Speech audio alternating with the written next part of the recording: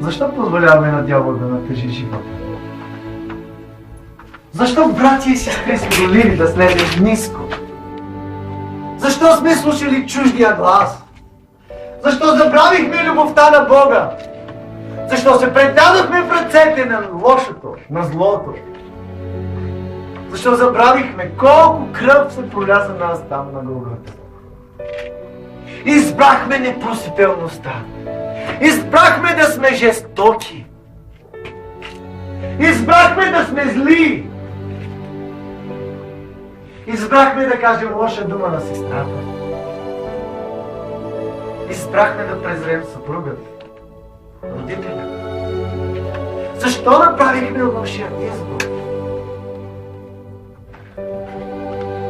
И когато излезем от това място, ние отново ще бъдем поставени на кръстопът. Всеки ден ние ще бъдем поставени на кръстопътища.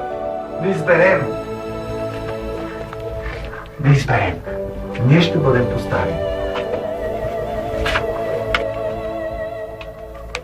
Какво да правим? Как да реагираме?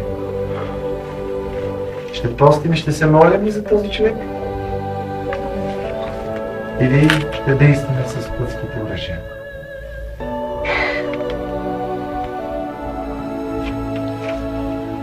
Ще кажа сега нещо, което може да ви го разбере. Всичко, което правим и е грях.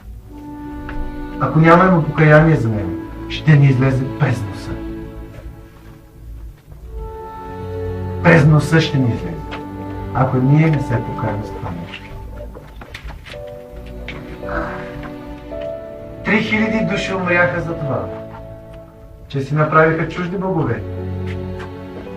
За един ден умряха 3000 души. 28 стих казва. За един ден бяха убити 3000 души. Направиха ли си чужди богове? Направиха. Направиха ли олтари? Направиха. Направиха ли примирителни жертви пред идолите? Направиха. Прелюбодействаха ли с чуждите богове? По този начин се служише. Прелюбодействаха. Окей. Това беше на следващия ден. Но, когато слезе Божия човек от планината, всичко им излезе през носа! Не съм бил там. Нямам и представа какво се е случило, но мога по-човешки да си представя какво се е случило. Представям си, людите седнаха, ядоха и пиха и танцуваха, разголени танцуваха пред телето, пред идолите. Но всичко им излезе през носа. И когато роптаеха за месо и Бог им даде месо, месото през носа им излезе. Ако ние стоим без покаяние, мене може да ме заблуждаваш, братко и сестро. Слава на Бога, пастор. Аз ви обичам, даже да знам греховете, аз винаги ще ви обичам.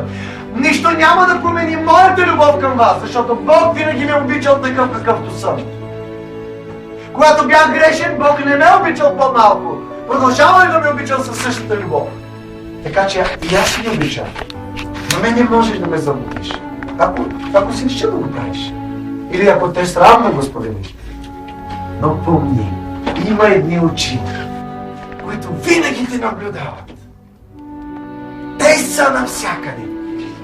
Даже в твоя ум и в твоето сърце. И не казвай, че ние не можем да те разбираме. И не казвай на мен, ми е много трудно, пастора не знае. И не казвай, че ти е толкова трудно, че нямаш друг избор, трябва да го направиш. Не го казвай! Не го казвай. Защото ти не знаеш какво е да ти е трудно. Ти не знаеш какво е да ти е трудно. Защото Бог може да направи така, че да видиш какво значи наистина трудно. Бог няма да се забави. Нашия Господар ще се забави. И ние не трябва да сме зли, понеже нашата участ ще бъде в огнето езно там, където плач и скърцане с зъби.